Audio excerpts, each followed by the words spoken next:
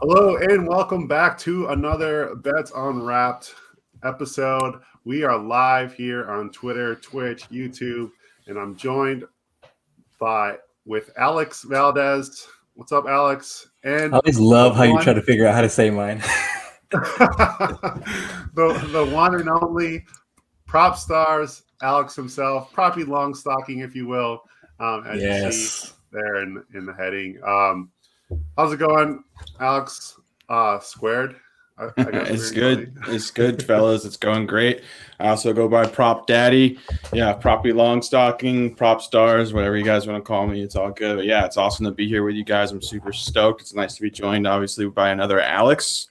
Yeah, exactly. We got some good decision making here with two Alexes, So yeah, I think see, Corey, you have to come up with a new T-shirt or something. You needed another Alex in your life, man. Now, we are trying to accomplish the impossible, and while doing that, we will talk about our props that we like this week as well. We're trying to complete the Power Parlay, which is one prop from each game, $5 bet, and turn that into some decent coin there. So, can I ask you guys what the biggest parlay either of you have ever hit? Like, not necessarily the biggest like straight money maker, but like what are the biggest odds you guys have ever hit a parlay at?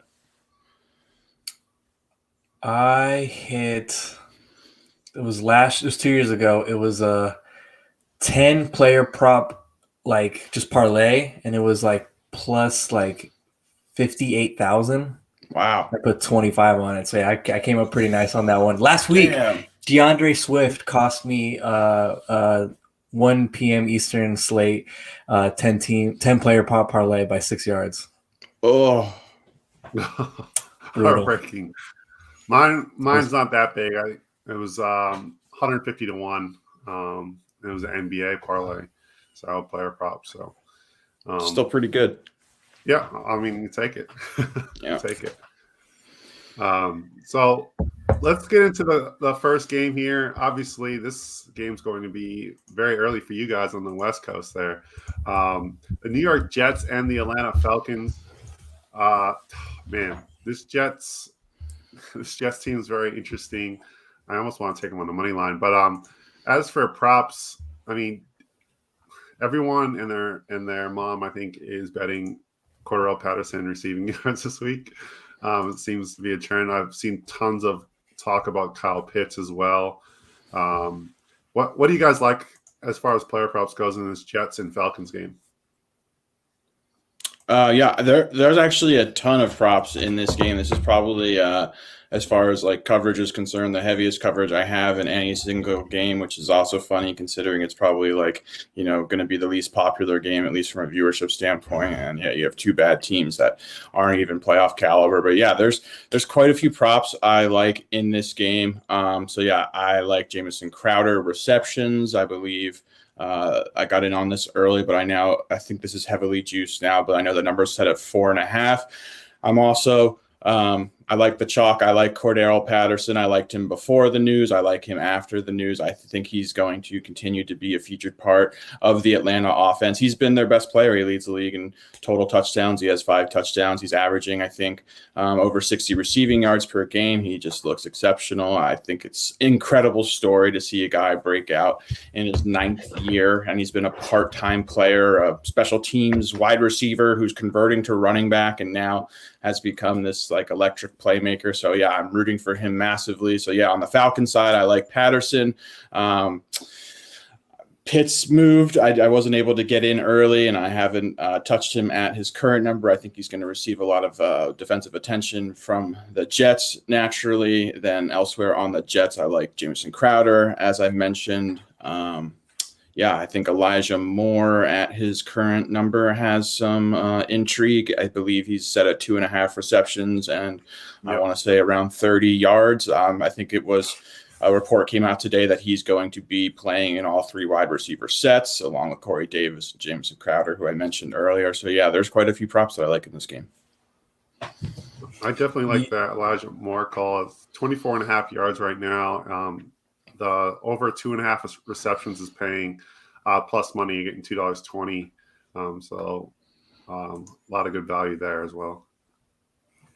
Yeah, I was definitely with Crowder in the yards as well. I got it at 52.5. Cornell Patterson, that's in an article I did last week. I said his line should have been at a 40. So I said, yeah, at a 29, it's a smash play.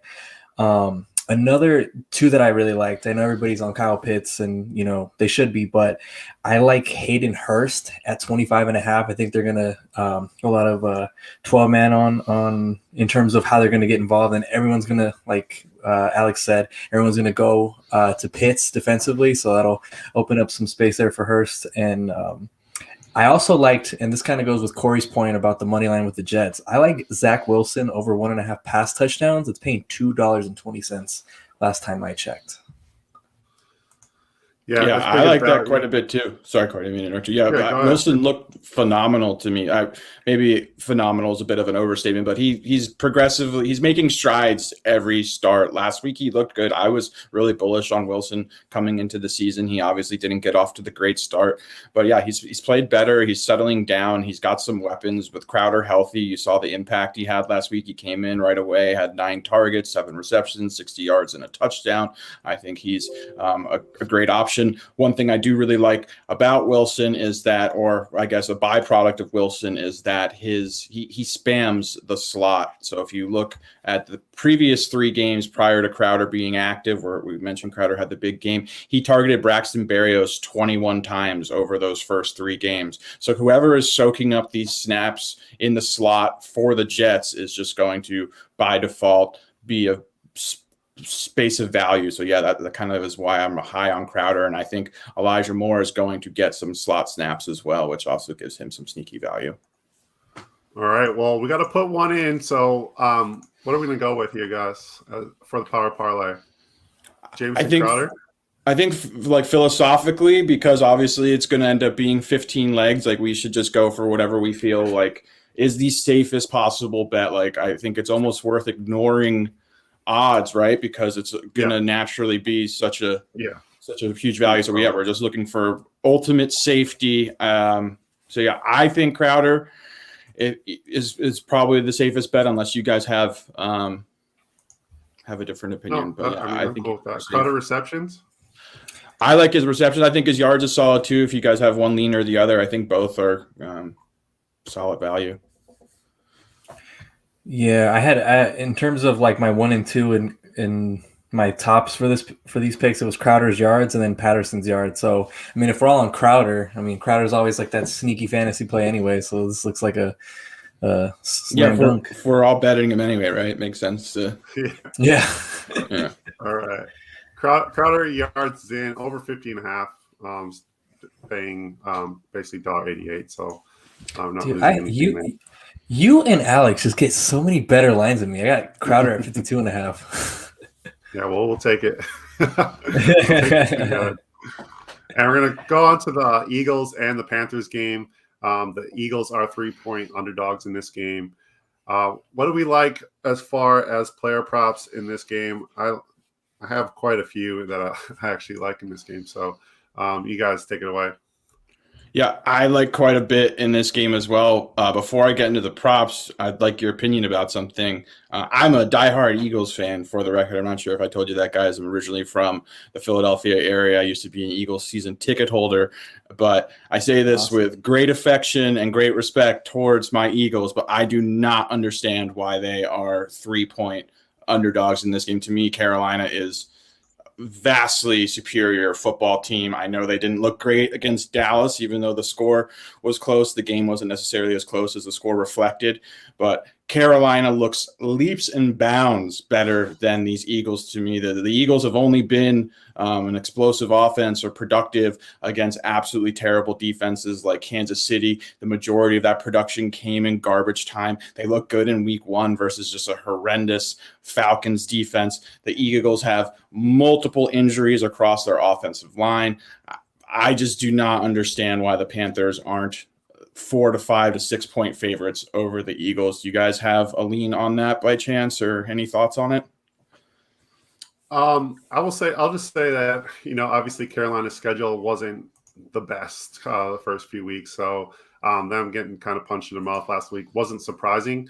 At the same time, I agree with you. The Eagles, I feel like Carolina's the better team, and only getting the standard stock 3 points at home is a little bit has a question mark for me.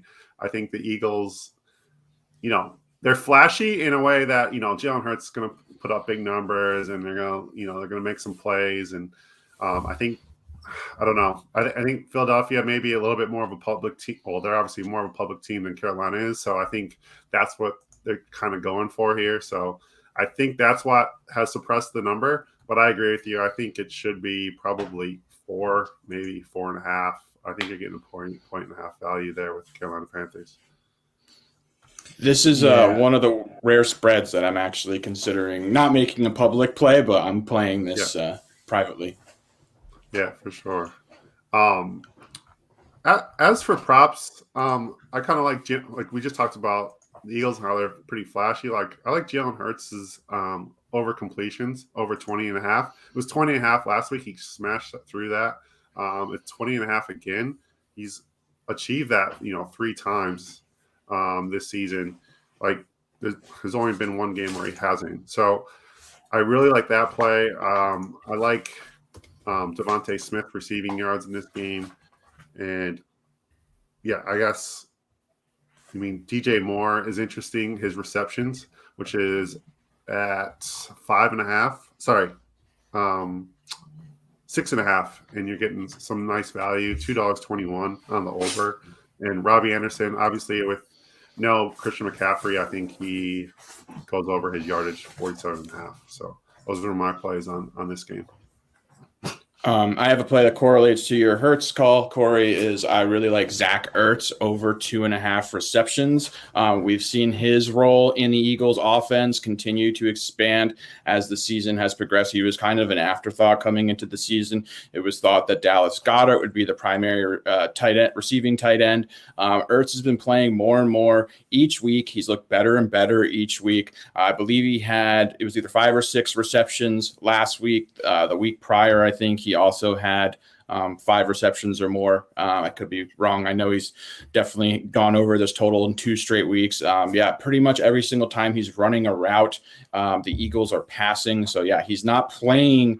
He's not an every down player at this stage, but when he's on the field, the Eagles are passing. I think this line should have been set at 3.5. I absolutely love it at 2.5. It wasn't even juiced. It was really fair odds. I think it was -110 when I first got on, or even -105. So that's one of my favorite props from the game.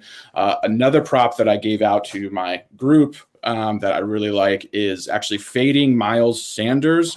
It's his rushing and receiving total, which is set. I think I've seen it as high as 71.5. I put it out at 69.5 under. So just to give you a little insight into this play, Kenneth Gainwell, the rookie running back, has been the far more effective back out of the backfield so far for the Eagles. He's simply been just the more productive player for the team.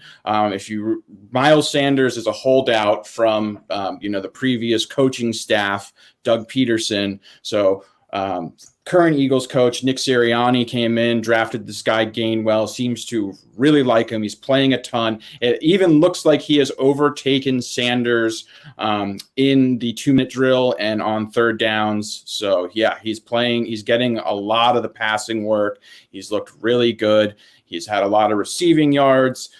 Sanders, on the other hand, has not looked good. He looked good. I mean, he's looked okay, but he's just not getting involved. I think he had 2 carries last week, or the week before was 7 carries, and 2. He's only had 9 carries over the last 2 weeks.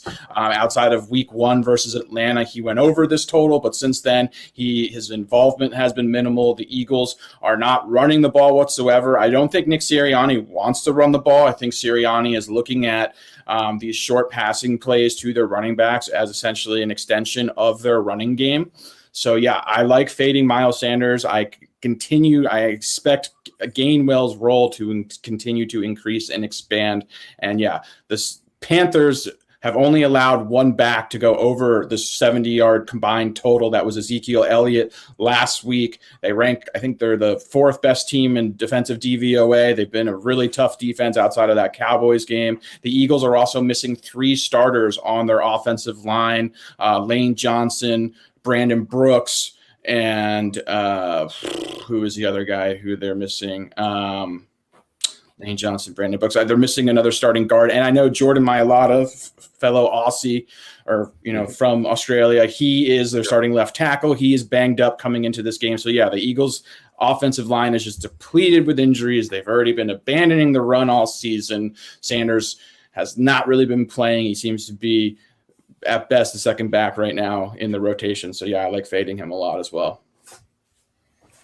Yeah, I was right there with you. I actually liked Miles Sanders under 46.5 rush yards and under 10.5 carries, which was paying $2.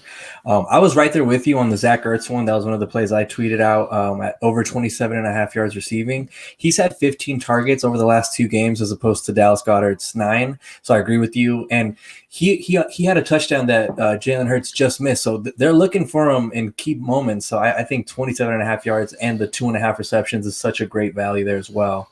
So couldn't agree more. Yeah, Alex, those are my 2 favorite props from this game, as well as fading Sanders and backing Ertz. Look at the Alex chemistry. All right, so Alex on Alex. One. I think Ertz is the best play, personally. Yeah. If you agree, Alex, I think, his number should have been set in the low 40s for yards, and, his receptions should have been 3.5. So I think either of those provide tremendous value.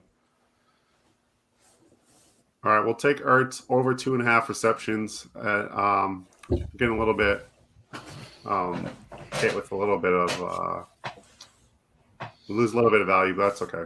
It's not a big deal because we got about 15 more of these. So here we go. The next game is the Miami Dolphins and Tampa Bay Buccaneers. Man, I found this game a little bit tough on player props, to be honest. I wasn't quite sure how I wanted to go about it. I think this game's very interesting. I went with Mike Evans because I'm a Mike Evans truther. Over 66.5 yards. He's had 10 plus targets in the last 2 games, and the game before that he had 9 targets. I know that was a little bit game script dependent, but I just think he's the matchup problem. This Dolphins defense is not great this season, to say the least. I think there have some injuries in the secondary as well, so I could see anyone. I could see AB. I could see Godwin as well. But I think Evans is the alpha in that group. So I'm rolling with Evans. And I also went with Myles Gaskin over 2.5 receptions. He's giving them nothing in the run game. It looks like they're kind of shying away from him. Malcolm Brown got a lot more work than what we would have thought last week.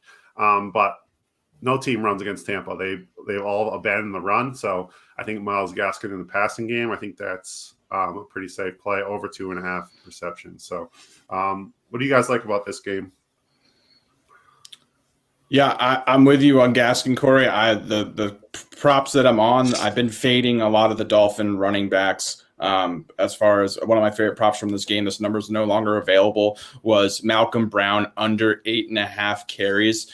He hasn't had 9 carries in one game this season.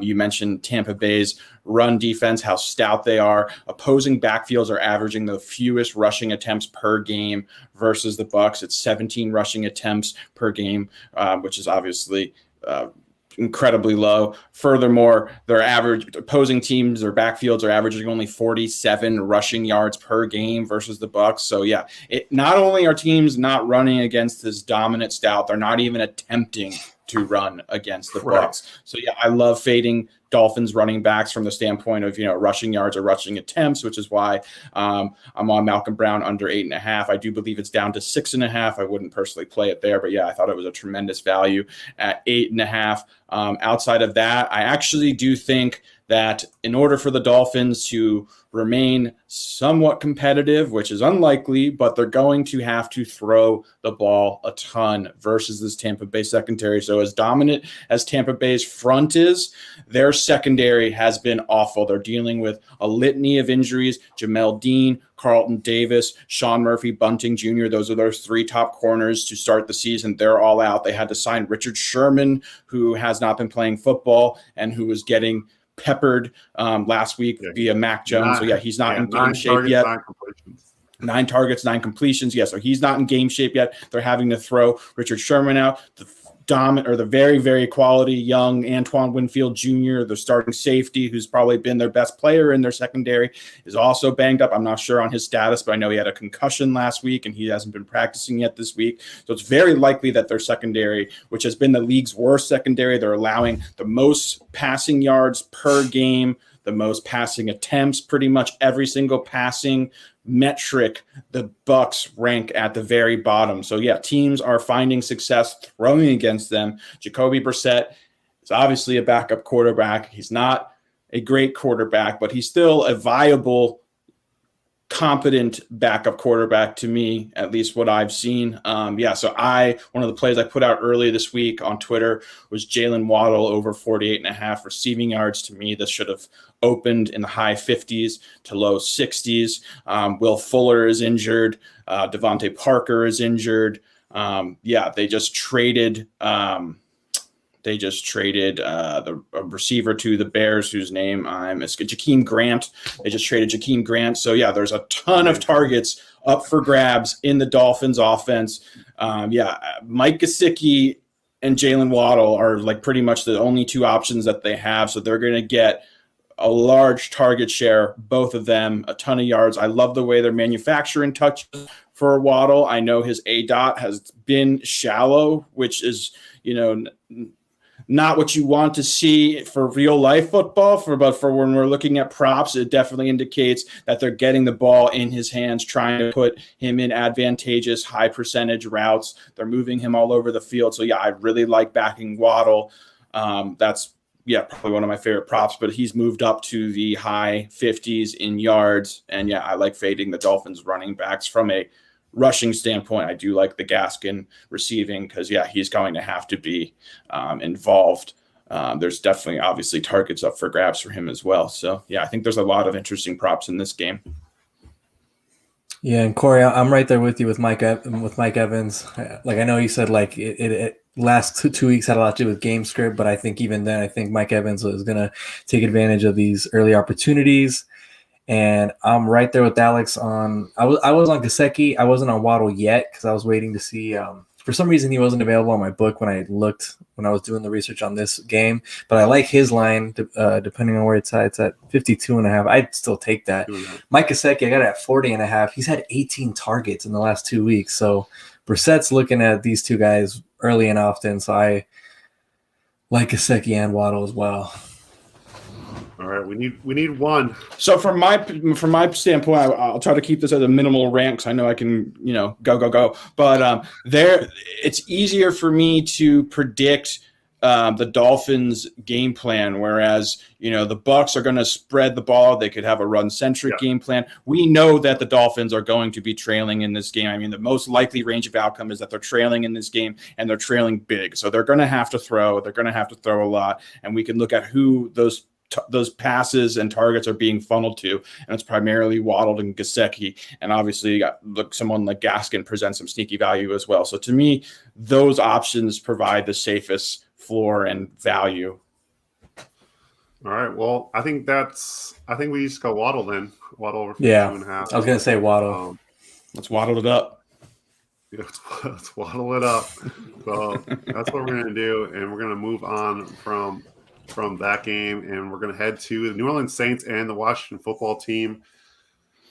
I put out a 2-unit play on Juwan Johnson. It's a bit dicey. I understand if you're squeamish about that one, but Juwan Johnson over 10.5 yards receiving. He's gone over that almost every single game except for one.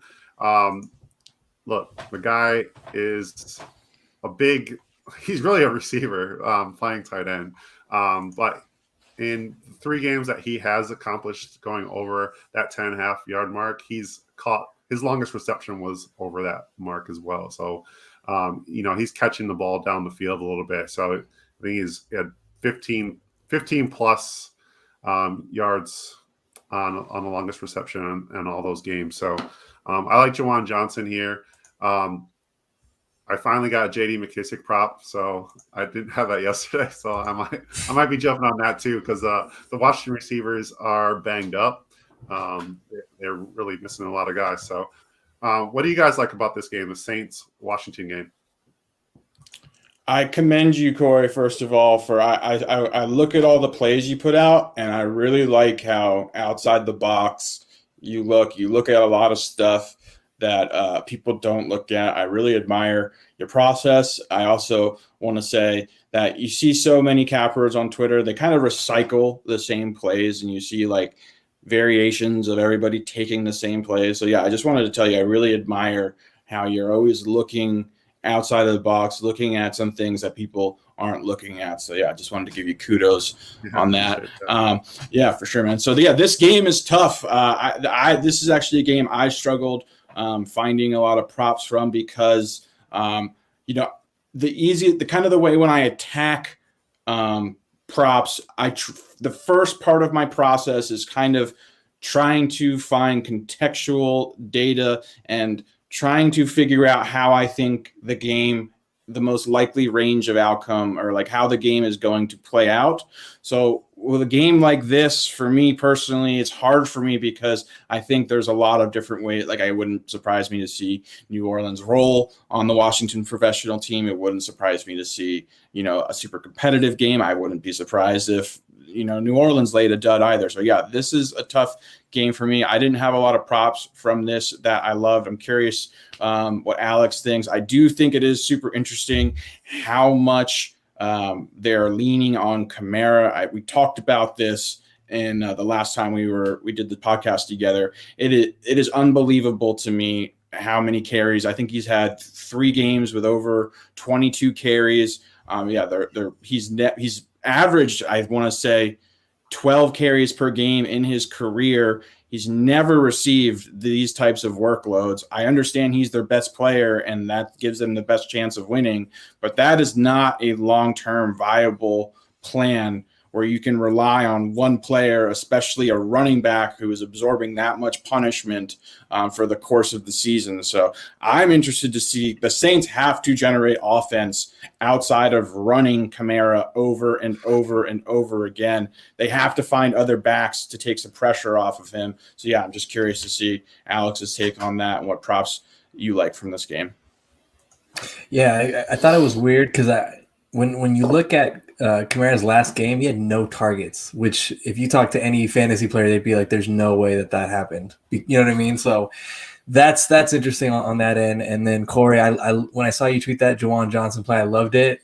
Like last week when I did that little Mo Alley Cox bet, the little dart throw, I actually have a couple low volume, low line tight end plays that I'm gonna share with you guys.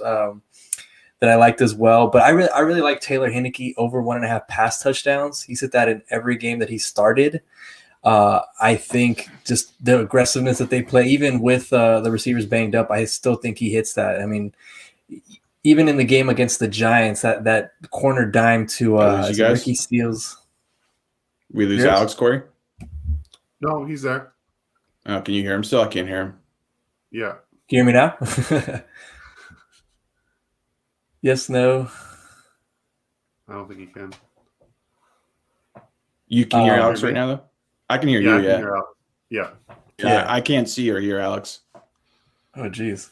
But yeah, just tell him. There you are. I'm on Taylor Heinicke for sure, but in this game, or 1.5 pass touchdowns. I just think this guy's just one of those gritty guys who's just going to come out there and do whatever he can to get his players in position. And I really liked especially in that game against the Giants, hitting Seals Jones in the corner. Like, this guy's not afraid to take a shot. So I want to throw out Taylor Heinicke, and also that Juwan Johnson play, Corey. That's a really – I like that one. I was on Juwan Johnson the week that he only had 1 target. So yeah, I kind of got scared off. Yeah, I got kind of scared off. I was like, oh, maybe he's not as involved as I thought he'd be. Do we know the status on Antonio Gibson? I know he's been limited and he's questionable. Is there any early reports regarding if he's expected to play or not? I'm not sure. I haven't heard anything that he's not going to play or that, it's. So like I tend to find in these situations where you have a guy, and I can kind of provide like another example. One of my favorite props this week is James Conner. I put this out on Twitter. So you have Chase Edmonds, who is dinged up and he's a game time decision and he's questionable, right? So then on the other side, I'm looking at Conner, and he already has a advantageous, in my opinion, a really soft number that I really like, right? So then when you factor in the fact that there is X% of a chance that he may get a massive bump in usage because his, backfield mate or, the other member of the backfield is questionable, maybe 50% at best. To me, that's just like really solidifies the value. So it almost feels like you're free rolling a little bit. So like McKissick is someone I would look at in this spot. If you like him, if you like his number and you feel like, it's in line with your projections, then the fact that Gibson is questionable really just kind of adds like an additional layer of safety and value to it. So could provide some sneaky value if you're a McKissick truther. Well, McKissick's at 31.5 receiving yards. I think that's well within the realm of possibility, especially with the receivers that they have banged up. And if Gibson is a little bit, he's questionable. He's expected to play. He's got a shin injury. But even so, I could see the Washington football team just saying, look, McKissick, you just handle the passing down role, whatever that is, third downs, hurry up, stuff like that. And I think he goes over 31.5, to be honest. I don't see how he doesn't. So we need one play from this game. I'm deferring to you guys on this. So if this is the one we lose, I'm going to be upset with you guys. No, I'm just kidding. If you guys have like something that you both like, I can be the final tiebreaker, but you guys take the reins on this one. Honestly, I don't touchdowns, don't you? I don't hate McKissick. He's especially because I have him in that deep league that I'm in. I'm really cute. I always kind of know what his looks are. I mean, I agree with Alex, especially with Gibson, and even with that, even being a converted receiver, they don't lean on Gibson in the passing game. And like you said, all those guys are banged up. I mean, this might be who knows? Maybe McKissick's the reason we win this thing. All right. Sure, you'll be victory lapping that for weeks. JD's going in, so there you go. Is his receptions 2.5, Corey, or 3.5? No, it's 3.5. Yeah, I prefer the yards there. Yeah, exactly. I mean, if he gets 3 catches, I think he could get 30 yards on one screen. Yeah, we saw that one amazing catch he had prime time. Yeah, that was last. Yeah, for sure. Tennessee Titans and Jacksonville Jaguars. Titans are 4.5-point favorites in this game. This seems like a danger game a little bit. It does. I feel like it's a little bit of a trap game. That being said, I mean, I got to roll with Henry in this one. I got a 111.5 rushing. I'm taking over on that. I got a little bit cute, if you will, taking Tavon Austin under 21.5 receiving yards. He just I like that. Been close to that, so I don't know why it's so high. And then I had Anthony Ferkser over 2.5 receptions. If you're looking for more value, that's paying 221. So those are the plays I liked in this game. What do you guys like in this one? There's a lot I like in this game. On the Jaguars side, I really like Dan Arnold. We've seen his role in the offense grow for Jacksonville. We know Urban Meyer loves tight ends after last week. So yeah, that was smooth, man. That was smooth. I recycled that joke for the record. I used it earlier in the week. But yeah, we saw the Jags trade C.J. Henderson, who was the 9th overall pick in the draft 2 years ago, to get Dan Arnold. I've always actually been high on Dan Arnold. I think that he is a very talented pass-catching tight end. His role in the offense has grown each week. He's got a very friendly matchup. He's going to primarily be faced off against Rashaan Evans, who's a linebacker from Tennessee, who fails in coverage, who is not good at all. We also have DJ Charks injury. Chark is out of the game, pushing Laviska Shenault to play outside. So there's going to be additional kind of high percentage routes, the routes that I like that are close to the line of scrimmage. Arnold's going to be able to soak up some of those. So his receptions is 2.5 at plus odds, which I absolutely love. I also like his yards. I've seen it as low as 20.5. It might be up to 22.5 at this point. I personally put a unit on both of these plays. 24 now. Okay. So I love Dan Arnold in this game. One thing that I did miss that I regret, shout out to the guys on Twitter who were on this. I don't know if you or Alex got this, but A.J. Brown, when he opened, I missed this. He was as low as 50.5 yards, which was just unbelievable. I know he's now up to 63.5, which is 68. Probably 68. Okay, it should have opened at 63.5 in my opinion. So the fact that was 50.5, tremendous value. Kudos, shout out to, I know, prop bet guy Doug. He put that at 50.5. So shout out Doug.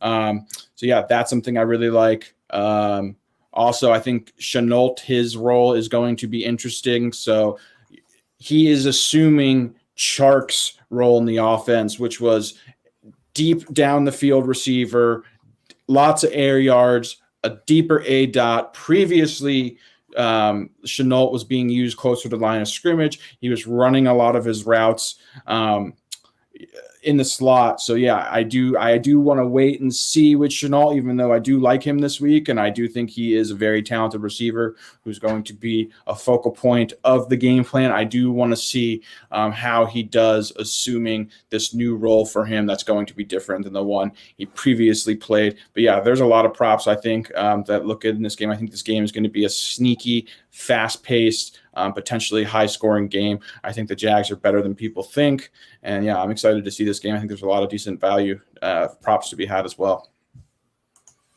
Yeah, I was definitely on that Laviska yards. I feel really confident about that one. I got it at 58.5. Another one I really like was Trevor Lawrence. Now, this line might have moved, but I was at over 22.5 rushing yards. He's hit that in the last two, and his carries have gone up in the last two games. And as we saw kind of like near the goal line, they started kind of designing some plays where he had the opportunity to run. So I think they're going to try to put this offense in more in different type of opportunities for Lawrence to kind of take advantage of a defense if he sees fit. So I definitely think in this game, especially against this Titans defense, he'll get over that total for sure. All right, we need one. This is tough. I think Dan Arnold is very interesting. Do we just that was a fun one that we used to look at the end of last year with the Cardinals because he could it was like at 22 or something, and then it was like one reception he'd get it. It was amazing. Yeah, he was Max Williams basically. Yeah, what Max Williams is doing now. Shout out Max Williams. He's been balling as well. Love it. Shout out to Max Williams. 100% catch rate. That's incredible. Yeah, it really is. What do you think, guys? When you won, I'm high on the Arnold train. That's my vote, but obviously I defer to you gentlemen as well. So I'm cool with whatever you guys decide. But I love Arnold in this spot. I think it's a very low number, and he's gonna soak up some of those high percentage targets that I love. Yeah, you know what? I like Arnold too. Dan Arnold, excuse me. How sad is it that Darnold to Arnold wasn't going to be a year-long thing to say? But I like Arnold this week. I'm starting him in a few leagues where I'm kind of short on tight end, so I'm a believer this week for sure. He does well with his opportunities. I mean, he's his lowest total yardage was 6, but outside of that, it's 23, 29, and 55. So when he gets the balls in his hands, he usually does something. Well, I think he gets 3 or 4 catches in this game, and we're happy. So we're going to move on from Tennessee Titans, Jacksonville. We're going to go Detroit Lions and Minnesota Vikings. Detroit is getting 10 points now. When this line opened, it was a very popular teaser leg, and now not so much at 10. So the Detroit Lions, Minnesota Vikings, very interesting kind of game plan here. I definitely think the Vikings win. But what are you guys' thoughts on this game? One thing real quick, I promise to make it real fast, that I love about the Dan Arnold play, just to support him a little further, is we saw James O'Shaughnessy prior to him getting injured, which is what prompted them to then go and trade for Dan Arnold, how involved he was in the Jags game plan and how many targets he was receiving in his limited sample of the first 2 games. So, yeah, that's further reason why I love Dan Arnold. But, yeah, this game is interesting to me. I agree with you totally, Corey, that the Vikings should roll here. Detroit has not looked good.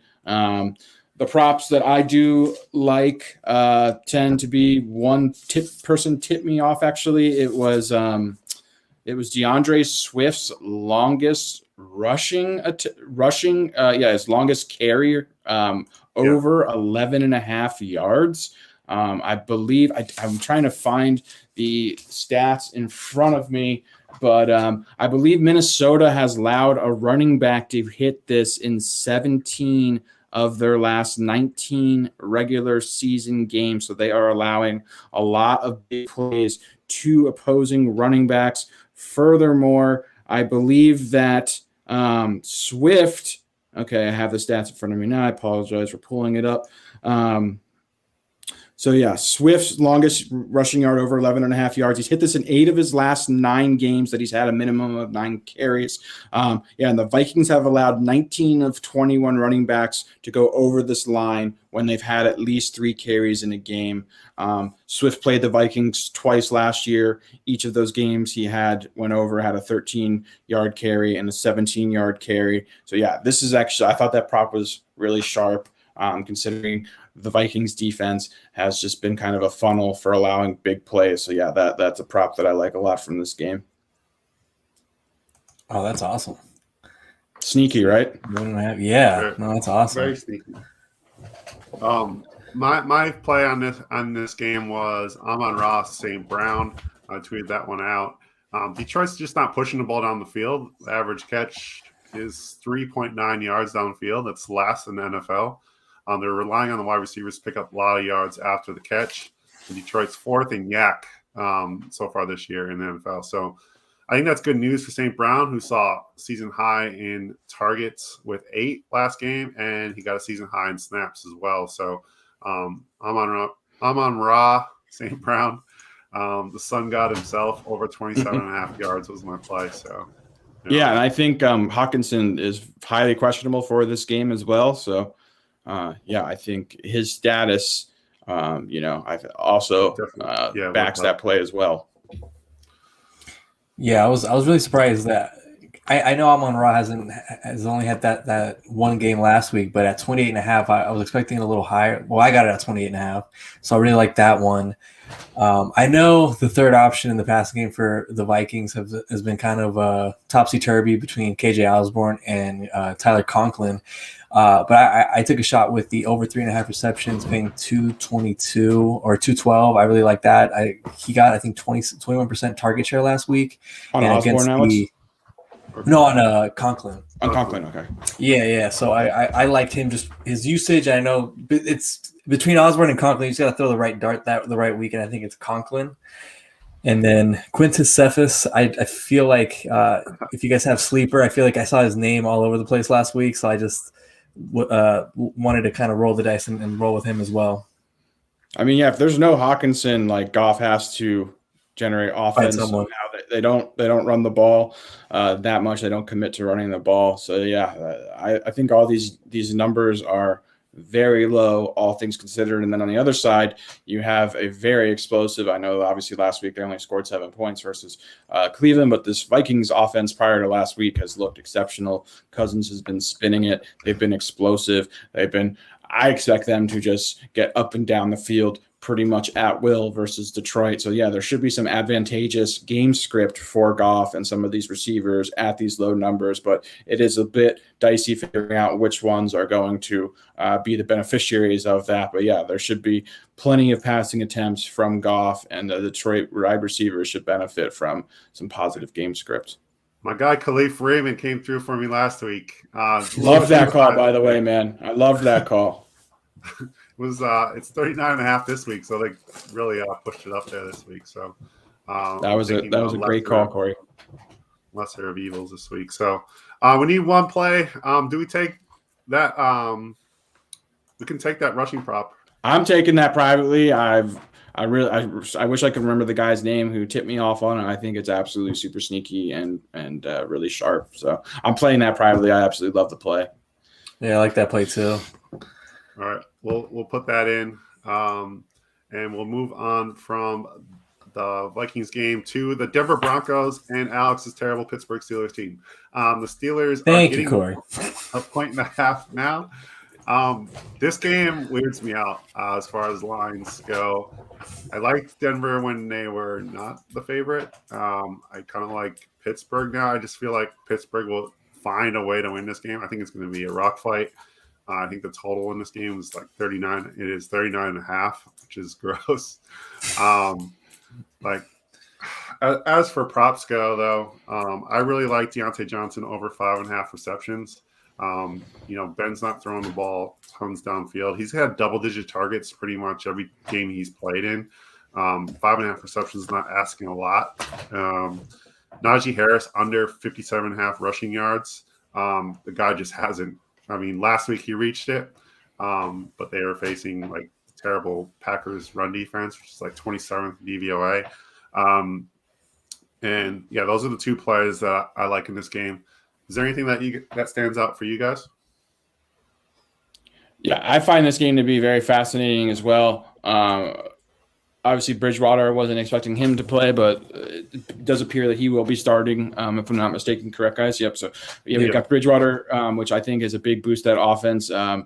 Watching Drew Lock attempt to play quarterback was one of the worst experiences I've had of my NFL season so far. That was just terrible. I was relying one of my biggest plays last week was Tim Patrick over 38.5 receiving yards and over 3.5 receptions. In the first drive, he went 2 for 30 with Bridgewater. I was like, man, this is going to be a first quarter cash. I was like, I never celebrate prematurely, but I did feel good about that. And then Bridgewater shortly thereafter got concussed, and Drew Lock was just absolutely horrific. I don't even think this guy should be a backup in the NFL. But yeah, this game should be very low scoring. It is really interesting. I do think Pittsburgh's offensive numbers, or at least the offensive props, like Ben's passing attempts, all came in really high. This actually appears to project as a game, in my opinion, that should be competitive and close score, which to me indicates that Ben will not have to throw the ball 40 plus times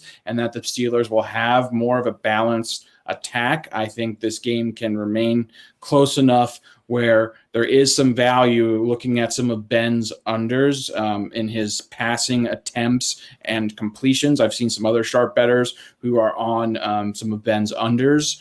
So yeah, that's one thing that I've been looking at. And I also think Najee Harris, while I am fading, I've been fading his yards up until last week, actually, fortunately for me, but he is getting all of the work. And I do think this game will remain close. So while I don't like his yards and I have a tremendous amount of respect for this Denver defense, I do think that his rushing attempts provide some value, considering he has just an absurd snap share right now and is just getting all of the work. I think only one running back had one carry last week besides Najee. So yeah, I've been looking at his rushing attempts and I've been looking at fading some of Ben's passing stuff, like specifically his completions and his passing attempts. Let's go, Pittsburgh Steeler guy. Corey, it's just, this being the second season of us doing this, it's just so nice to see you come around Deontay Johnson. So yeah, I like his reception total. It was a slow go at first. Oh man, you were not kind during the little drop seed Deontay 2-week era. But the one play I really like, it kind of goes in line with your Juwan Johnson play, but it's Pratt Fryermuth at over 15.5 receiving yards. He's hit that in 3 of his 4 games. And if you watch the clips that everybody keeps on throwing on Twitter, is he probably should have hit the over because he was wide open on the 4th down play that Ben forced to Najee. So Pat's gotten opportunities and he's gotten over this total. Like his lowest total before last week was 22. And I definitely think he can get that in one reception. And if not, I definitely think they're going to get him more involved after last week. You know, he had a couple opportunities that Ben just missed flat out. Just didn't look at them. Didn't go through his options. So I'm hoping that they're going to get him more involved. So I really like this play. That sounds good to me as well. I say we back our resident Steeler expert here, and I think that sounds great. Yeah, definitely. It looks like, obviously he only had one target last week. He had one target week 1, but other than that, he had 4 targets in week 2, 5 targets in week 3.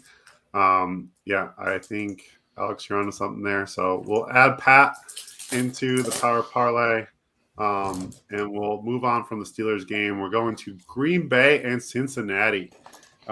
Very interesting game, intriguing game. The Packers are 3-point favorites in this one. The total's at 50.5. Is my guy Joe Mixon out? I'll be sad. He is. So that just means that they're not going to be able to run the ball because Samaje Perine is not it. I know the Packers' run defense isn't great. I'm sure they'll try to run it, but I think Burrow to the moon in this one, and all his receivers in this one are very interesting, intriguing options. I got Tyler Boyd at over 55.5 yards receiving. He just seems like the safe option because I think he's kind of like the bailout guy. They look for him a lot in the slot.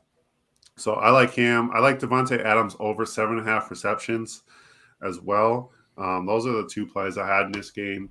And what do you guys like in this Packers-Cincinnati game? Because I know there's some guys on a lot of Burrow props on this one. Yeah, so there is quite a few, or there's quite a few props that I like in this game. Did you know that last year Aaron Rodgers had a nearly 71% completion percentage? I know obviously he was the MVP, but his season last year from a historical efficiency standpoint was absolutely phenomenal, and there has to be a natural regression from that as a byproduct. The books are still basing a lot of the lines that they're putting out on his historical efficiency from last season. So if you look towards this season at some of his props, specifically at like things that correlate to efficiency props, like his completions, for instance, they're too high. And he's just considering that he cannot, nobody can sustain that level of efficiency. I actually really like fading his completions just kind of as a byproduct of a natural regression to the mean from that just incredibly historic efficient season. So something I like is Aaron Rodgers under completions. I'm not sure what the exact number is right now. I got it earlier in the week. It's what is it? 24 and a half. I think that is an excellent opportunity, provide some really sneaky value. Another thing that I like that I put out is A.J. Dillon over 6.5 rushing attempts. We saw last week versus Alex's Steelers. He had a breakout performance where I think he handled, it was either 15 or 18 carries. He had 81 rushing yards. Looked really good in doing so. Aaron Jones is limited. He's been banged up. He's not been practicing in full last week or this week. He has an ankle injury, handled a lot of touches early on in the season. So it makes sense to me that Dillon is going to continue to be involved in the Packers game plan and split some of the first and second down work with Aaron Jones, who is getting all of the receiving work. So I like A.J. Dillon over rushing attempts. And I also think that even correlates to kind of fading Aaron Rodgers under 24.5 completions as well. So those are my 2 favorite props, at least on the Packers side in this game. Yeah, and you mentioned Rodgers. He hasn't completed over 24 attempts all season. He's had 15, 22, 23, 20 for context there. Alex, you got anything on this one? Yeah, Robert Tonyan's yard is at there you go, tight end boy. I'm going to call you 32.5. I'll call you Urban Meyer.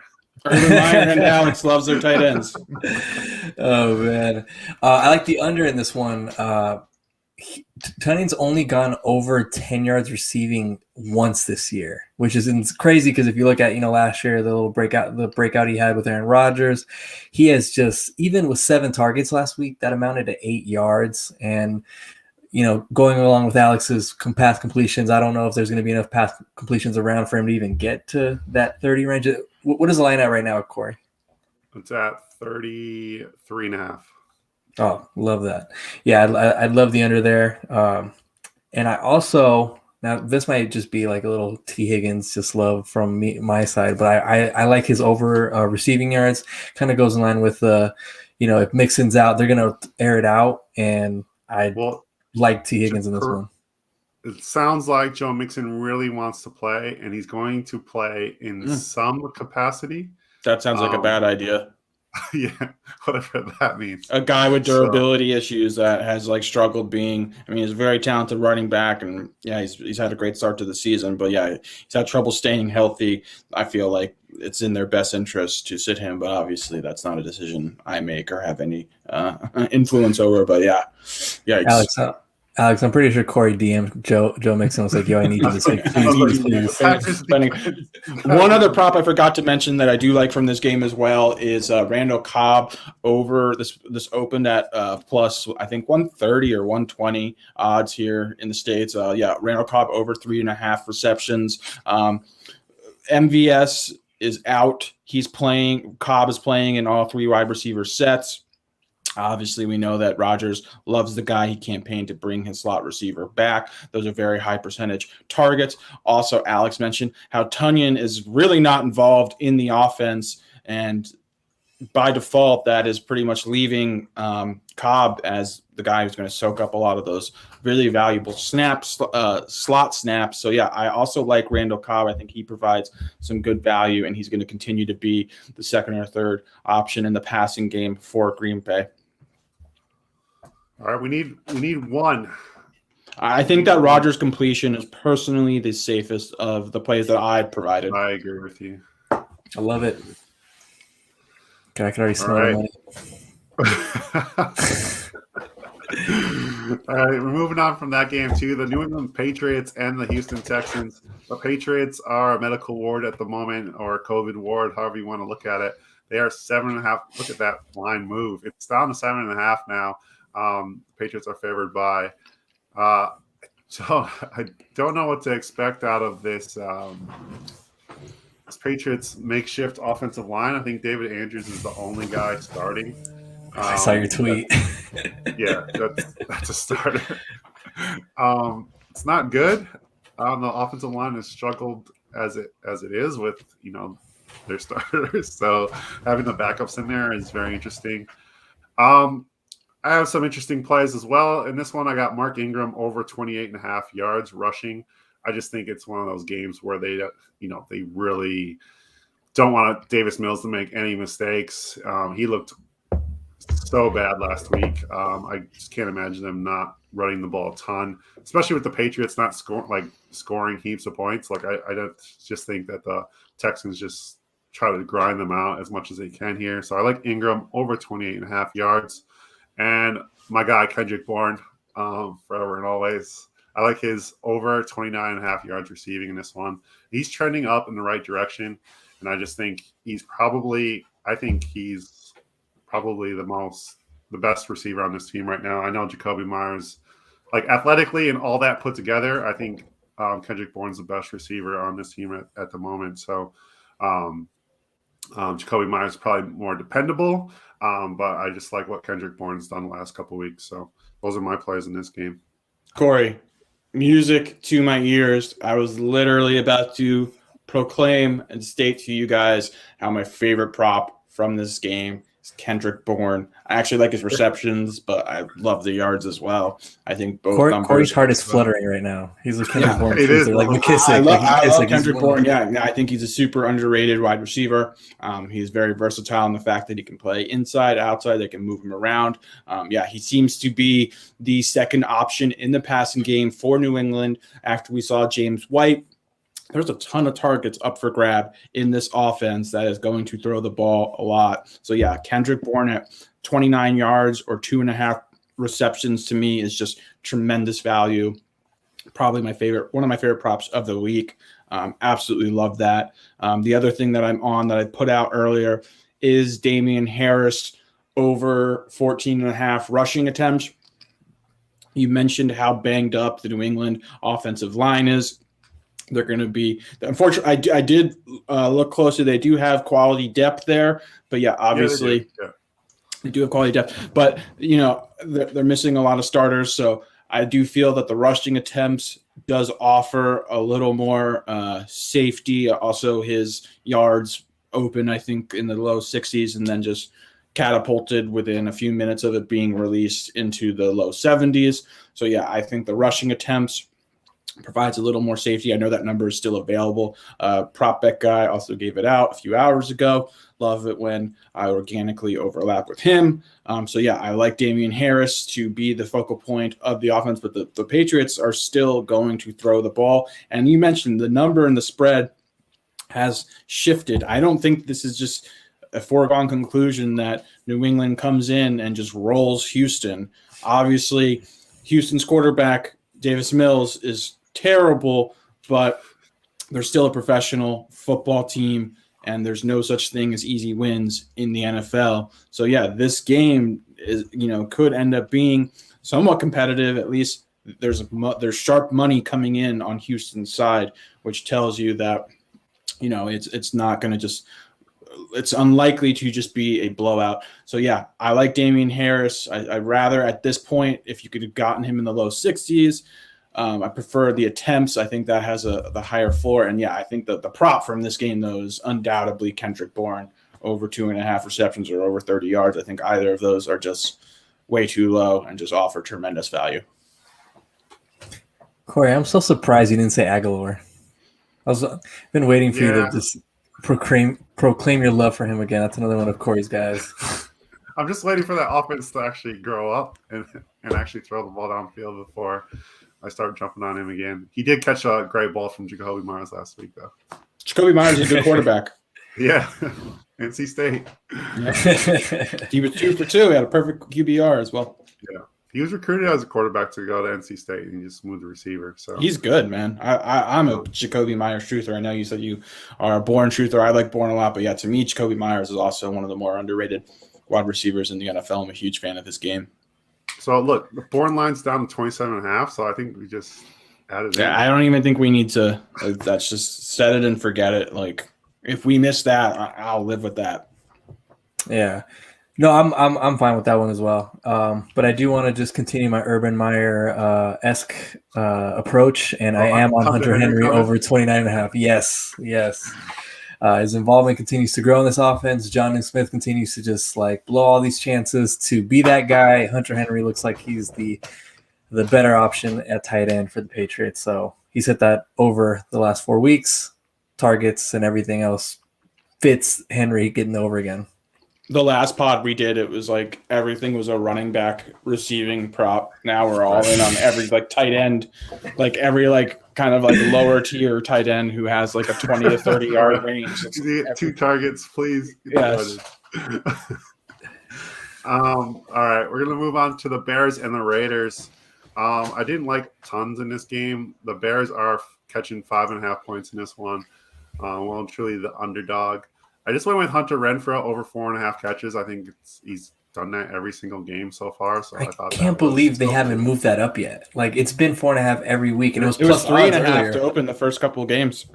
Oh, and it's still value. It's not juiced. The odds haven't changed. It's $1.88, both sides. Yeah, so. I don't understand how the books haven't caught up to how good this guy actually is. I understand he's not a full-time player, but when he's playing, the Raiders are passing. So it doesn't necessarily just because a guy is not playing 100% of the offensive snaps does not mean that he's not involved on virtually every single passing attempt or drop back that Carr is making. So yeah, I think Renfrow is one of the premier slot receivers in the NFL. I think it's obviously an incredibly valuable position for multiple teams. It serves as a security blanket for quarterbacks often. These guys have the most advantageous matchups, like against opposing defenses. They're often facing, nickel corners, or they're matched up against linebackers in certain spots. So, yeah, I love Renfrow. To me, he's one of the best slot receivers in the NFL. I don't understand how the books do not realize how good this guy is. 4.5 receptions, I think, is great. His yards opened at 44.5, which I'm also on. I think that is awesome as well. I also put out a prop. I don't know if you guys saw it on Twitter. As the most recent prop I put out is Josh Jacobs over 13.5 rushing attempts. I actually really love this prop. For starters, Jacobs has not been good to start the season. We know that, but he has been dealing with a litany of injuries. For the first time this season, he practiced in full, which is a tremendous sign for his health. Last week versus the Chargers, in a game they were down 21-0 at halftime, he had 13 carries. So, yeah, he's going to be the focal point of the Raiders' rushing attack in a game where they're also 5.5-point favorites. They had negative game script last week, was still banged up, and still mustered 13 carries. Peyton Barber is on IR. He has a back case of turf toe, Corey's mentioned. So there's even more potential opportunities for him from that standpoint.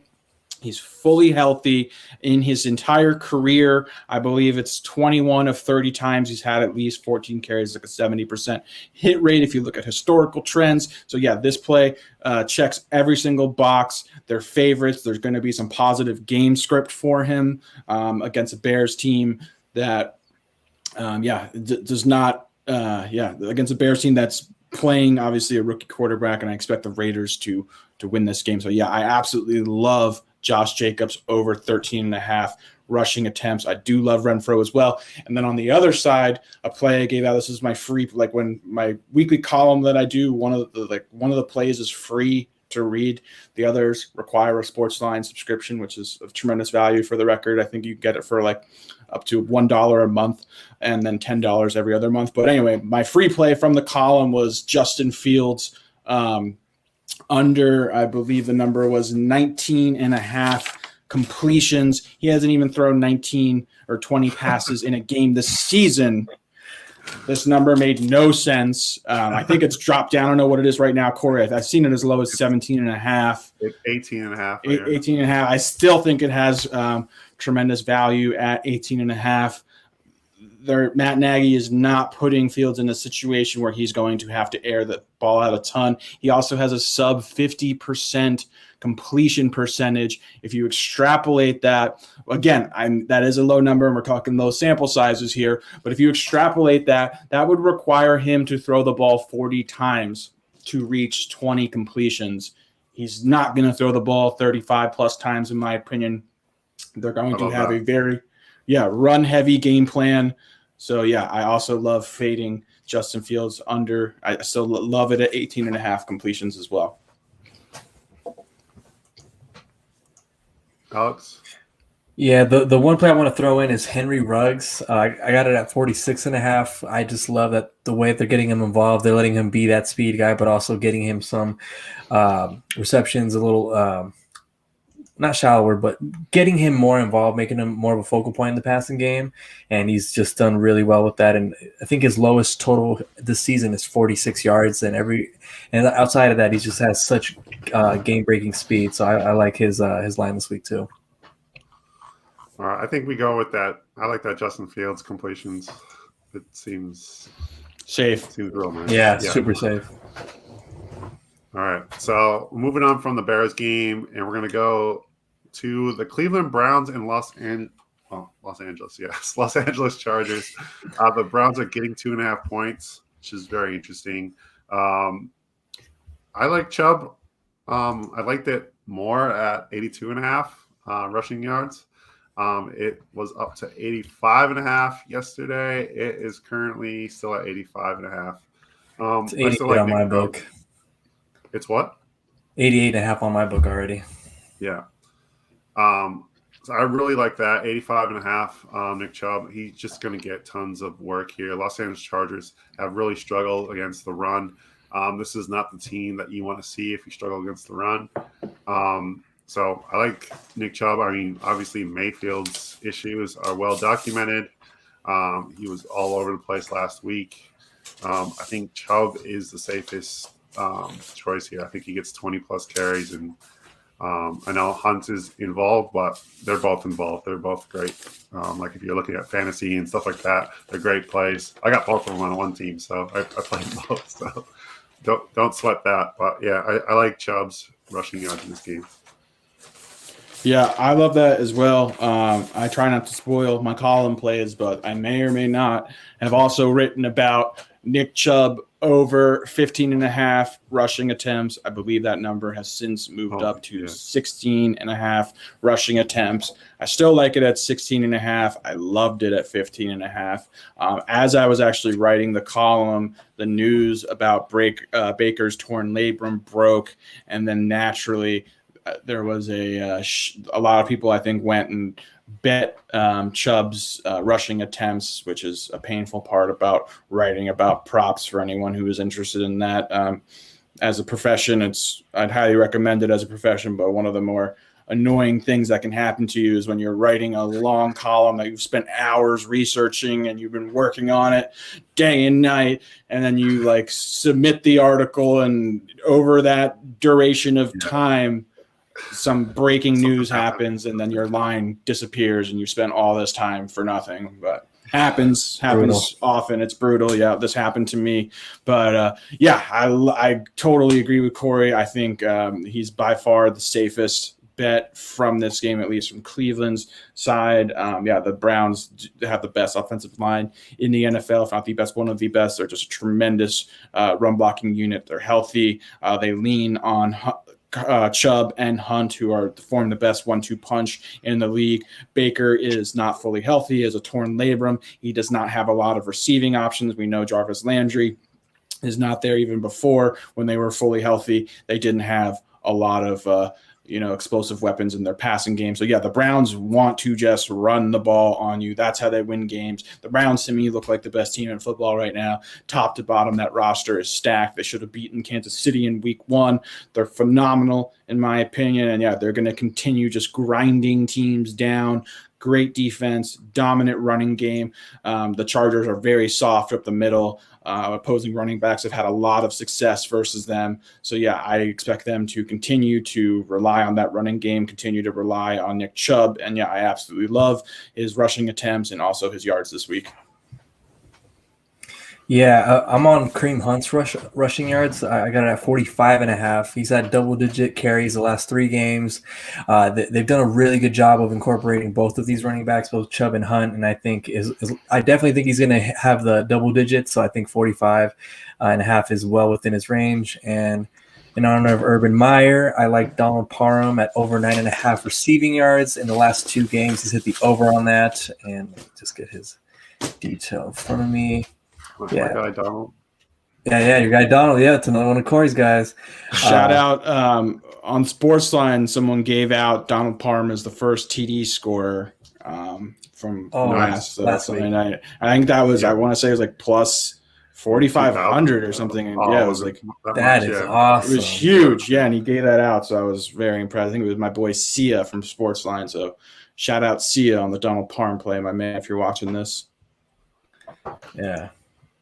Like you said about Nick Chubb's rushing, ever since that injury, which happened in the Houston game, he's had 22 carries, 21 carries. Like I don't see how he doesn't get 20 carries. 20 carries in this game versus the Chargers that they have an explosive offense. It makes sense to keep him off the field. You want to keep him off the field. Yeah, exactly. So we're going to put Nick Chubb into the power parlay. I think that's a pretty easy call on that one. I really like that one. So our next game is the New York Giants and the Dallas Cowboys. The Giants are getting 7 points in this game. Frisky Giants, if you will. They have really come out and, they're not winning. They won 1 game, but they are playing frisky at least. They're not an easy out. So Daniel Jones has been better this year, and he's really turning the corner a little bit. So what do you guys like in this game? Because I struggled to find much of anything in this game. Yeah, I agree. This is somewhat of a tough game. These teams obviously are well acquainted with each other. They're division rivals. They've played each other. They play each other twice a year. They kind of know each other's ins and outs. These games tend to be more competitive than you would think. I also agree with Corey's assessment on the Giants being frisky. The perception, they won one game. The perception of them is that they suck, but they're actually decent. Daniel Jones is better than people are giving him credit for.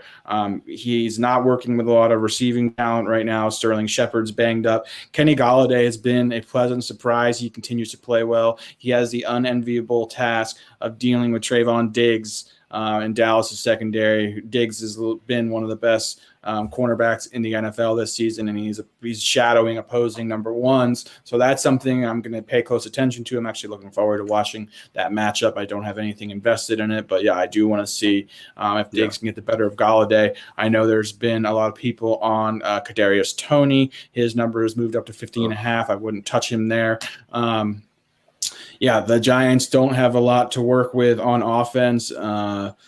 I could see a scenario where Daniel has to rely on his legs. I know his rushing number is set around 25. I know he's been over that total every single game this year. Ever since Dallas moved Micah Parsons, the linebacker, to defensive end, or they have him rushing the quarterback a lot, Dallas's defense looks a lot better, and they've been getting after opposing quarterbacks. Micah Parsons is a big reason why. So, I could see when I look at QB rushing props, I want to see man defense, and I also want to see a viable pass rush, because I think those two components contribute to quarterbacks having to escape the pocket and rely on their legs. We know Daniel Jones is not afraid to do that. They have to generate offense somehow. The running game hasn't gotten going with Barkley yet. I think the Dallas defense is better than people think, even though they have been torched a bit this season. I think Dallas's defense is actually fairly solid in all three levels.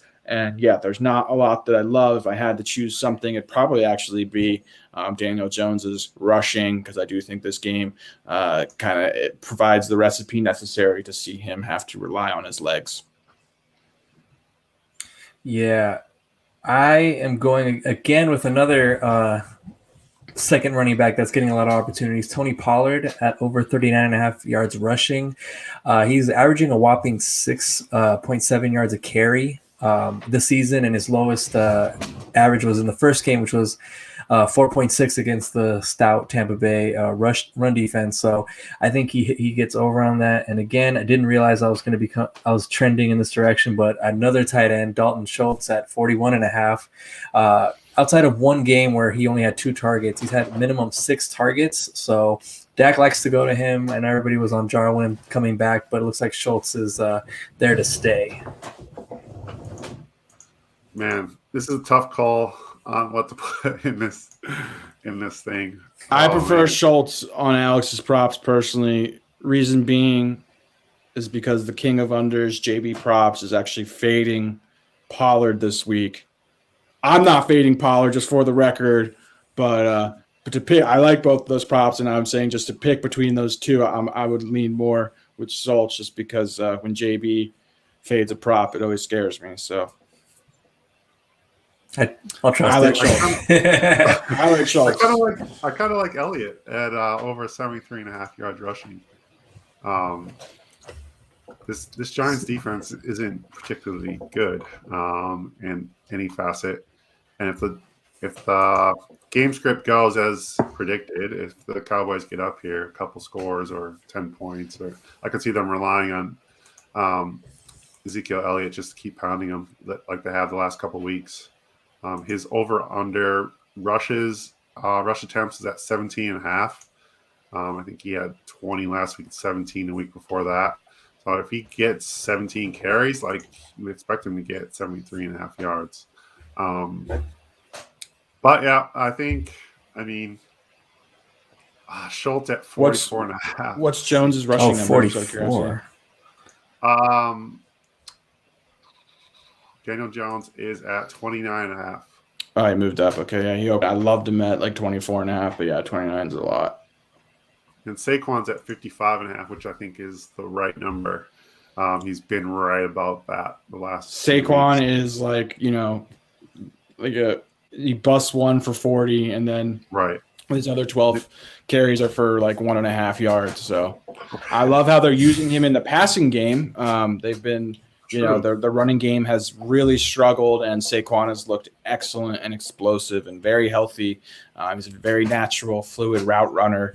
I do really like how they're using Saquon in the passing game. So for Saquon props, I would tend to look at the combo or his receiving because, he has a clearly defined role. And we mentioned how many pass catchers for New York are banged up. Sterling Shepard, Evan Ingram, Darius Slayton, the list goes on and on. So, they have to rely on Saquon's passing chops, and he's a very good route runner. So, I like him as a receiver. Does Evan Ingram interest you? What is his numbers? His receiving yards is at 34.5. The Cowboys have actually really struggled defending tight ends. That's one of the biggest weaknesses in their defense has been their tight end coverage. So actually, even though that does seem really high, considering there are limited options for Jones, and that is the way to attack Dallas's defense, I don't hate that actually. Oh man, it's tough. I guess we just go Schultz. We just make it all tight end affair. We make it the official Urban Meyer parlay. Right. I mean, what could go wrong? Not trying to be funny, but I really do have at least one tight end prop in the last 3 games. Upcoming, Alex? Yeah, no, the next ones we're going to talk about. I have at least one tight end prop in each. You're committed. No idea. I was the Urban Meyer of the pod this week. Oh, here we go. We got the San Francisco 49ers and the Arizona Cardinals. I don't know where you're getting the tight end from because Kittle's out. If you're betting Max Williams, I'm not. It's not Max Williams. It's the only tight end on the 49ers with a touchdown. All right. Well, this game is very interesting to me. I saw a lot of people talking about how San Francisco is probably it is the sharp play here. 5.5 points they're getting right here. I think Trey Lance will be the starter. Jimmy G is with the calf. I kind of did the old go against the grain kind of play here.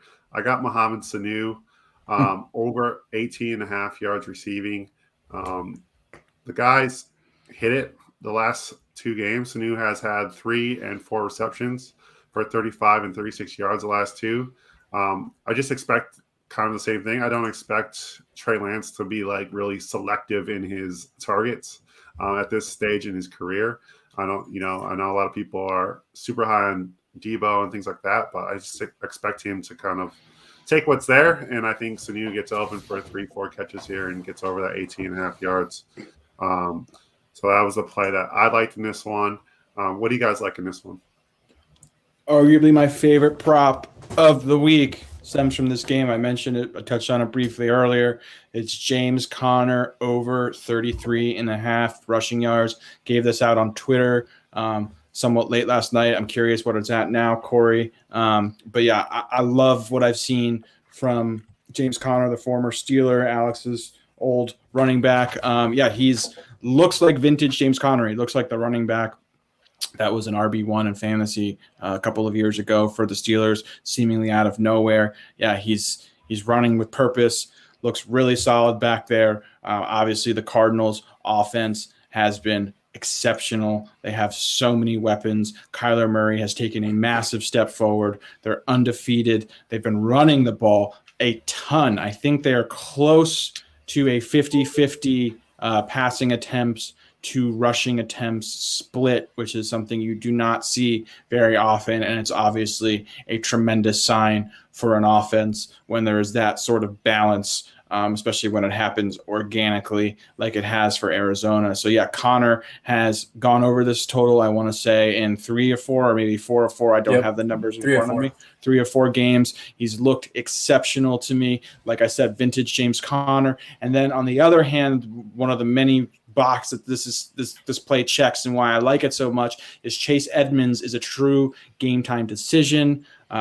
he's banged up coming into this game. Edmonds and Connor have basically been splitting the work down the middle, at least from a rushing attempt standpoint. Edmonds is also getting all of the passing down works. So, if Edmonds doesn't play, this number would rise into the low to high 60s. So you're getting this now in the low 30s when there's possibly a 50% chance that this number could be in the low to mid 60s by kickoff. And not only that, it's a great number even if Edmonds plays. I have Connor projected in the high 40s for rushing yards. So I absolutely love this play. If there's one prop you're going to take from me, and you can get close to 33.5, it is this prop. I think it's just awesome. I'm so sad. What is it at? Because you mentioned they don't have them at all. Nope.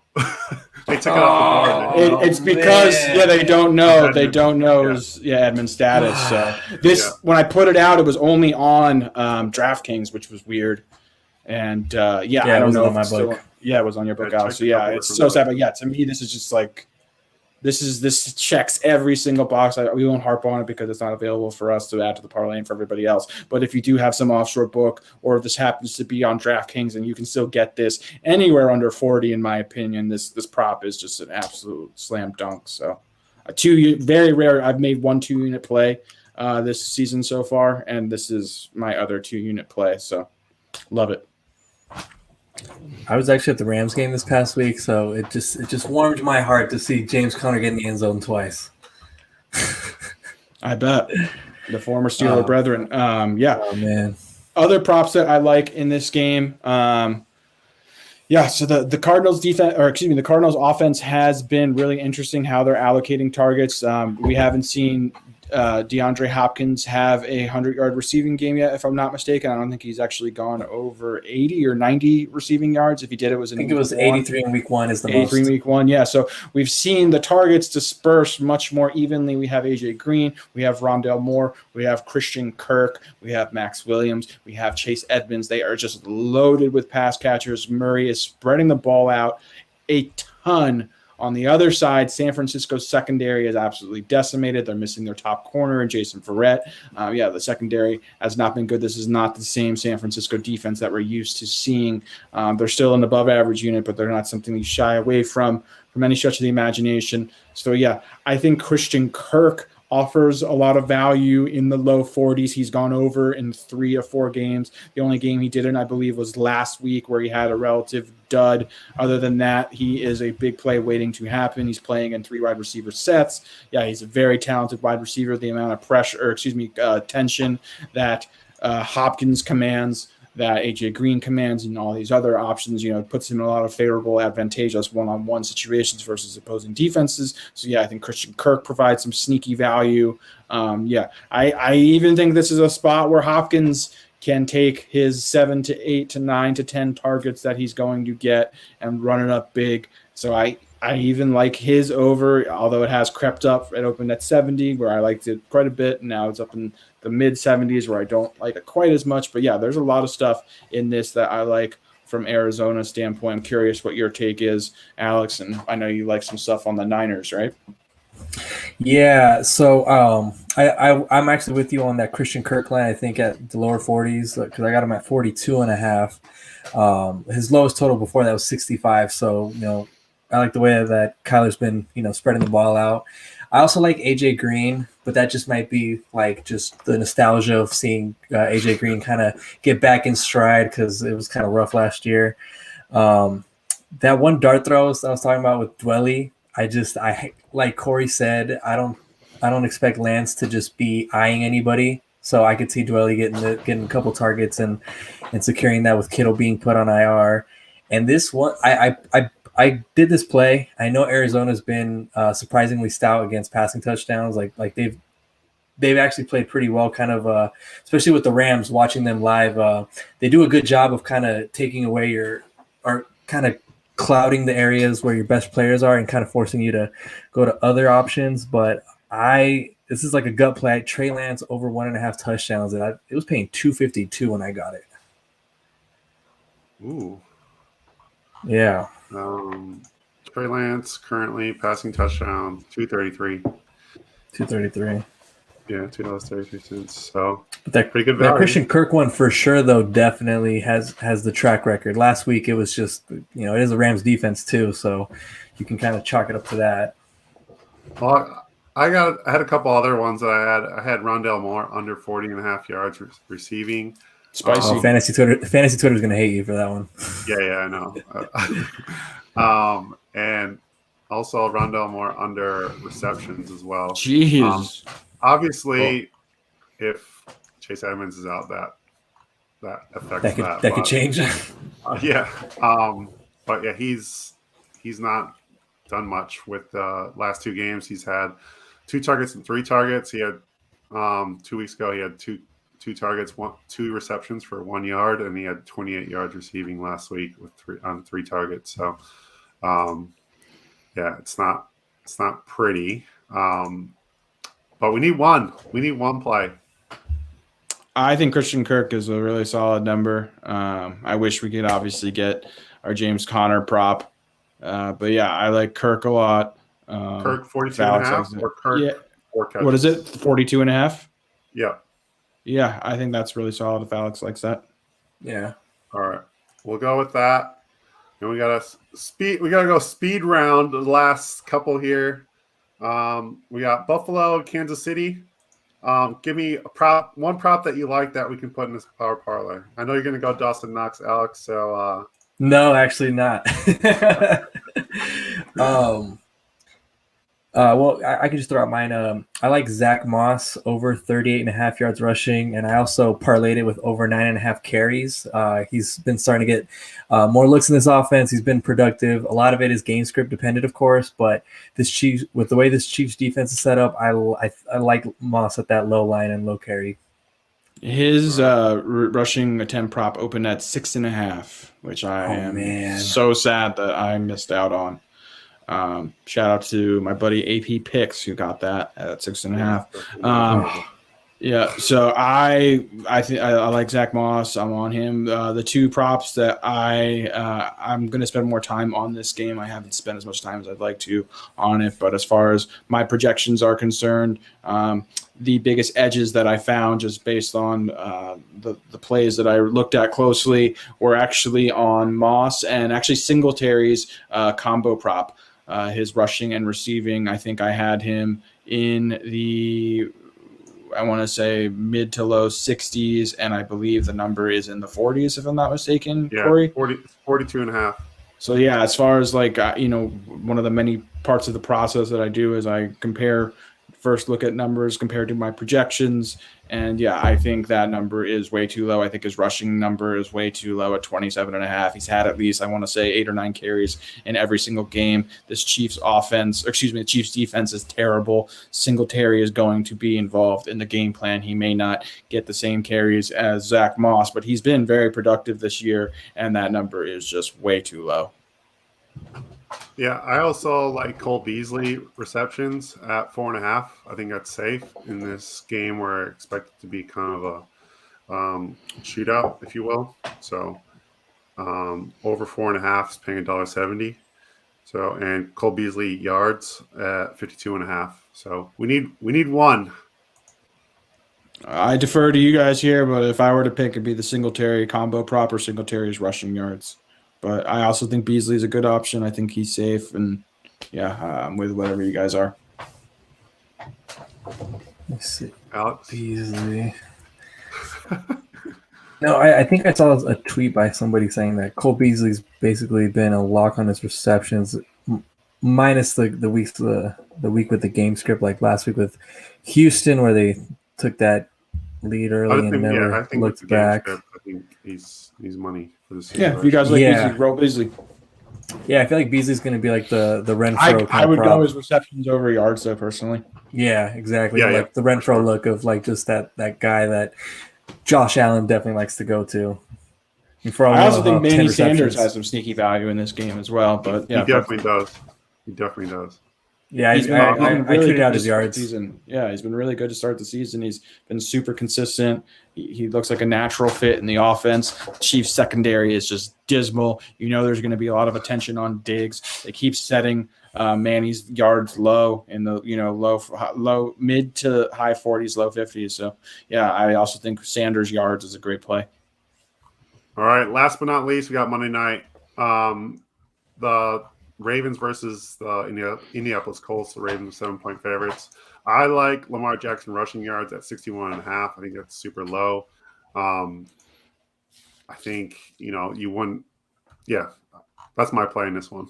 My favorite prop in this game, again, I haven't, since it's Monday night, I'm going to be putting a lot more time. Yeah, exactly. I spend hours and Yeah. hours into every game. But my favorite prop that I've seen so far in this game, I think, is Sammy Watkins over 3.5 catches. I believe this is at plus odds over here. I want to say it's like plus 110. Watkins has had at least 7 targets in every single game so far for Baltimore. He leads the Ravens in targets period. He has 29 targets compared to Marquise Brown, 28 targets. He's had at least 4 catches in every single game this year. He's healthy. He looks like a natural fit in the offense. We've talked about how many running backs, Baltimore is missing. They're down, Tyson Williams obviously appears to be in the doghouse. He was a healthy scratch last week. We obviously know about J.K. Dobbins, Gus Edwards. Yeah, so they're relying on the scrap heaps and the Le'Veon Bells of the world. So yeah, I'm buying in on this Baltimore offense that's throwing the ball a lot more. Watkins and Lamar seem to have great connection, great chemistry, and so yeah, I really like Sammy Watkins over 3.5 receptions. Alex? Yeah, I like Watkins. I got his yards the last couple weeks because it was still relatively low. I like Michael Pittman, his receiving yards. I got it at 53.5. Over the last 3 weeks, he's really been a really just key asset to this offense. So 12 targets, and 8 in the last 3 respectively. I just think he's a slam dunk at that line. I'm surprised they haven't pushed it up higher yet. I'm a big Pittman truther and believer, but I am terrified of Marlon Humphrey, cornerback on the Ravens. In my opinion, he is the best cover corner in the NFL. If he's not the best, he is one of the best up there with Jalen Ramsey. And I am worried. I do like Pittman a lot, but if he shadows Pittman in this matchup, that'll be a really interesting, fun matchup to watch. I mean, the obvious Zag then is Zach Pascal over 3.5 catches for $2.70. Corey's guys. We need to make a graphic of your Corey's guys. Should have like a background with like every player, like Juwan Johnson and like I'm gonna start buying Khalif Freeman and random guys. Just all of Corey's guys in the background. They owe Corey a quarter of their paychecks because he's like the only person who's talking about them. All right, we'll put Sammy Watkins into the power parlay. It'll all come down to Slam and Sammy on Monday night. Track record's there though. Sorry? It's a track record's there for Sammy, unlike it's been other years. Yeah. So here we go. The grand total of how this is going to look. It is looking. I think I have a little bonus as well. Here we go. We're at 13,332 to 1, and $5 will get us $66,664 in 30. Oh my gosh! I can't wait for us to win that. Exactly. Corey. Add another 5. I'll PayPal you the 5 right now. Let's make it 10 this week. Throw 5 for me up on too. We got 15 on this one. I got to get a piece of this too, gentlemen. Let's put 5 up for me. I'll Venmo or Cash App or whatever. I've paid $5 as well. Yeah. All right. Well, that's $199,993.10. So we're each chopping up roughly $65,000. So. Yep. So that's for the squad. I'll send you guys. That's a light weekend in Vegas. I'll send you guys that. We'll roll it all on black. Exactly. All right, guys. I really appreciate your time and effort. Probably Puppy Longstocking, aka at Prop Stars. Thank you so much, man. It's been a blast. Alex Valdez, thank you very much. You can catch Prop Stars at CBS Sportsline. Follow him at Prop Stars on Twitter. And yeah, make sure you follow him because he's a money maker for sure. Appreciate Killing it it this season. Thank you, guys.